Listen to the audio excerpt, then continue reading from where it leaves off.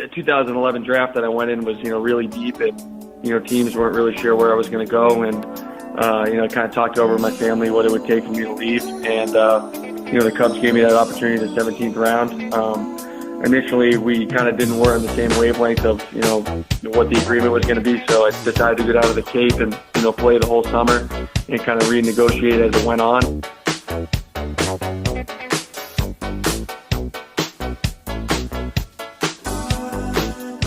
Hey fans of M&A, thanks for tuning in to another episode of M&A Sports Radio, and if you haven't already, please hit subscribe on your favorite podcast. While you're in there, leave us a rating, add a comment. We appreciate the feedback. Thank you for tuning in to M&A Sports Radio.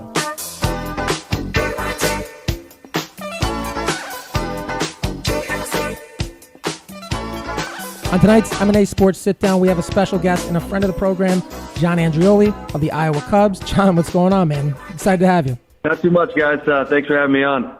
Cubs are my Cubs, John. Yeah, that's the motto. So you had a day game today. How'd you guys finish up? It actually rained a good bit. We were in about a 2-hour delay, and they just pushed it to a doubleheader tomorrow. So kind of a day off, which was nice. Well, let's play too. Yeah, why not, right? So, John, we kind of want to touch on your story here. We're going to start with you as far back as St. John's coming out of high school. You go to UConn. When you first step onto that big stage, is there any shock when you're thinking, hey, I'm a Division I player, I'm on full ride?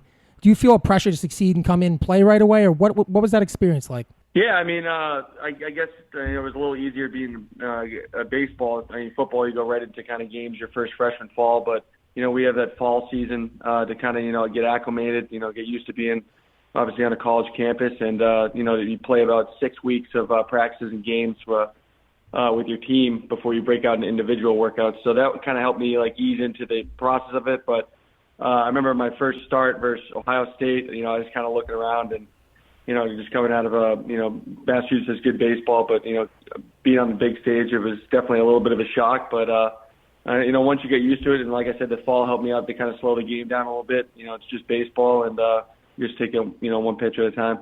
So obviously you're a standout at UConn, get drafted, but what was the jump like in talent and the way the game was played? Was there a big difference between obviously being a good high school program, a good high school league with St. John's in Massachusetts, but that jump to UConn, was that astronomical? What was that jump like? You always play on those travel ball teams, and when I played Legion, I was playing with college guys, so I started to kind of get used to what the jump would kind of be like. But I think just from a pitching perspective, everyone, especially on the weekend series when you're playing, in conference at that time, it was the Big East games. You're getting guys that are, getting mostly scouted by, most if not all the, major league teams for the draft coming up, and who throw, anywhere from 88 to 95 miles an hour. So, maybe I think when I was in high school, we had one guy that we faced that was, of that kind of caliber pitcher. He ended up actually going to Louisville. But besides that, I mean, you got to face those guys, 3 days or 3 games a weekend and get used to that. That was, I guess, the biggest jump. John, over your course of 3 years at UConn, you were able to figure things out. And after your junior year, you're drafted by the Cubs. And you look at that point, it's got to be weird because as a young kid, everyone's dream is to get drafted out of college, maybe leave early.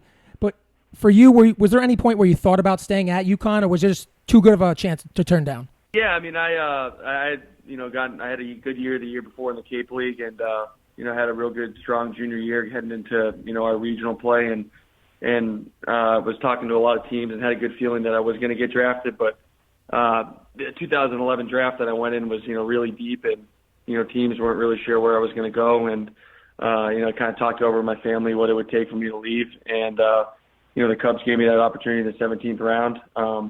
Initially, we kind of didn't work on the same wavelength of what the agreement was going to be, so I decided to go down to the Cape and play the whole summer and kind of renegotiate as it went on, and it ended up coming down to I thought at a lot of points I wasn't going to sign, and then towards the deadline when they came and met the number I was looking for initially, that's when I decided it was time to take the next step and sign a professional contract. You mentioned the Cape Cod League, John, and it's really one of the best amateur leagues for baseball. What was it like playing with all those best amateurs in the sport almost that summer? Yeah, I mean, it was so much fun. I mean, the Cape's awesome just in general, and then you get to play baseball there and have a host family, and And I grew up going down there and watching games, and I had 2 cousins before me that pitched in that league, and I guess any kind of any baseball player that goes to college dreams of playing there, and to have the opportunity to play there was awesome. And the talent, especially that year I was in 2011. The pitching down there, I think there was like 14 or 15 guys that got taken real early that were pitching in that league. So it was very challenging, and it was an awesome opportunity. John, you talked about how ultimately you end up signing the professional contract. Now you're currently in AAA for the Cubs. You having worked your way through A-ball all the way up there, and you're invited to spring training this year where you have some really good moments. But it's crazy. I don't think anyone who doesn't watch the Cubs doesn't know how good and talented they are. When you come to a team like that, it seems like they're 10 deep everywhere, all throughout the organization. When you look at it, what is it like when you're in spring training and you look at the guys next to you and you're like, wow, there's Chris Bryant. Wow, there's Anthony Rizzo. Do you have to pinch yourself a little bit? Yeah, I mean, when I first got drafted, it was with the old front office.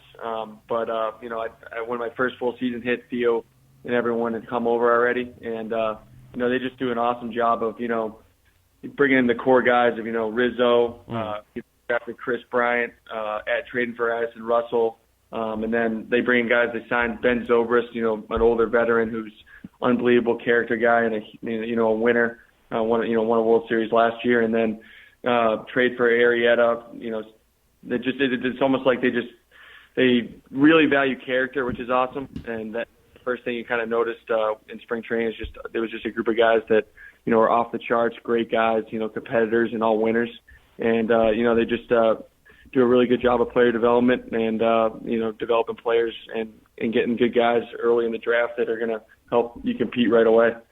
I remember looking at the early headlines from spring training and the Arizona League out there, and I remember seeing Joe Madden, kind of hype you up a little bit, and I was excited to try to see you make the 25, but obviously it is what it is, and there's a lot of talent there. But that being said, as a guy like yourself that wants to compete and wants to be out there, wants to be that number one guy in the outfield, when you see guys like Schwarber go down for the whole year, did you think maybe it was your time to get the call up? How do you handle, that your expectations of something that's out of your control, but if you play well, it can be somewhat in your control? Yeah, I mean, like you said, I never want to see anyone go down. I played with Schwarber in AA, and he's a great guy in AAA last year too. I love the guy, and I know his knee's getting a lot better, and he's going to come back, even faster probably than he was before the injury. But, I mean, all you can do is, like you say, control the controllables. If I play well and I know my talent set and, just talking with, the coaching staff up there, if I play well and you continue to develop as a player and do what I'm capable of doing, then, when the opportunity comes, which, I think and believe in that it will come, that, I'll be ready to, hit the ground running and have a great career. But, I mean, obviously everyone that, signs a professional contract dreams of being in the big leagues, but most of them aren't going to, get there as soon as they want. But it's just for when, the way I look at it, for when you get that opportunity, you got to, make a statement early and hopefully stick there for a long time. John, I want to thank you so much for coming on, man. Great. Like AJ said before, iCubs are my Cubs, and you got 2 fans in us. We're rooting for you, man. Hopefully we can have you again, and hopefully next time you'll be in the big leagues at that point, man. We're really rooting for you. Thank you so much. Yeah, sounds good, guys. Thanks. John, thanks for coming on, man. Appreciate it. Yep. See ya.